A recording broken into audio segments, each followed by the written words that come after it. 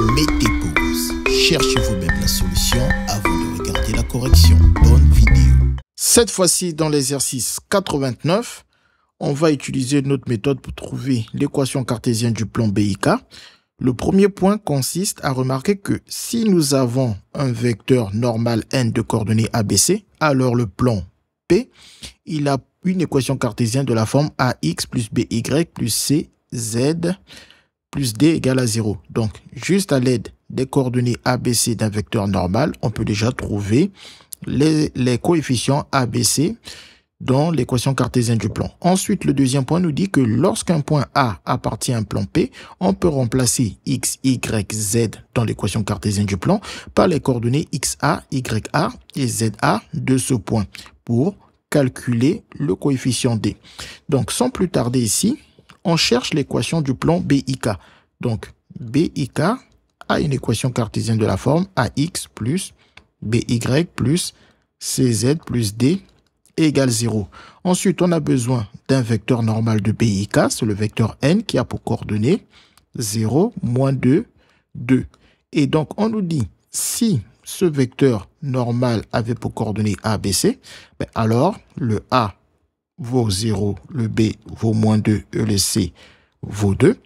On peut alors remplacer dans l'équation cartésienne du plan BIK, ABC, par les coordonnées de n.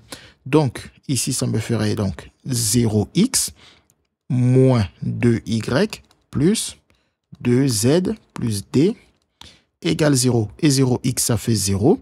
Donc, ça sert à rien d'écrire 0. On va juste garder moins 2y plus 2z plus d égale 0.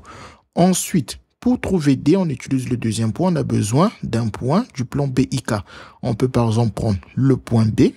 Donc, pour trouver les coordonnées du point B, il faut cette fois-ci passer de la base orthonormée au repère orthonormé. On va prendre A comme étant l'origine de ce repère orthonormé. Je dois donc partir du point A vers le point B pour trouver ses coordonnées. Donc, je dis que le vecteur AB, ça fait combien de fois? Ça me fait 2 fois 1 demi de AB. Et ensuite, comme je suis déjà arrivé en B, donc ça veut dire que je me déplace pas suivant AD, donc 0 fois 1 demi de AD plus 0 fois 1 demi de AE.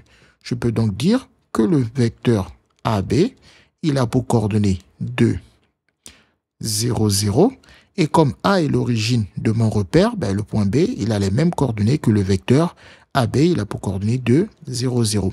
B étant un point du plan BIK, je peux alors remplacer dans l'équation cartésienne de ce plan BIK x, y, z par xb, yb et zb. Le x n'étant pas là, je ne peux pas remplacer x par xb. Le y étant là, je remplace y par yb, ce qui me fait moins 2yb. Le z est remplacé par zb, ce qui me fait donc plus 2zb. Et le d, c'est celui qu'on cherche. Donc, ici, on n'a que le xb vaut 2, on n'a que le yb vaut 0 et on n'a que le zb vaut 0. Donc, ce qui va me faire moins 2 fois 0, car on a dit que ça, c'est le yb. Et ensuite, plus 2 fois 0, quand on a dit que la troisième coordonnée, c'est le zb. Plus d égale 0. Donc, toute cette quantité vaut 0, ça me fait 0 plus d, ce qui fait juste d égale 0. Voilà, j'ai trouvé le D, je peux donc le remplacer dans mon équation cartésienne. Ça me fait donc moins 2y plus 2z plus 0 égale 0. Ça ne sert à rien de mettre plus 0, on va directement mettre égale 0. Ensuite, je vois que on peut tout diviser par 2. Le moins 2y divisé par 2, ça fait moins 1y, j'écris juste moins y. Le plus 2z divisé par 2, ça fait plus 1z, j'écris juste z. Et 0 divisé par 2, ça fait 0. Je peux donc voir que la bonne réponse est la réponse C. Les mathématiques, ce n'est pas juste de la mémorisation et de l'application de cours. Ça nous aide à comprendre le monde qui nous entoure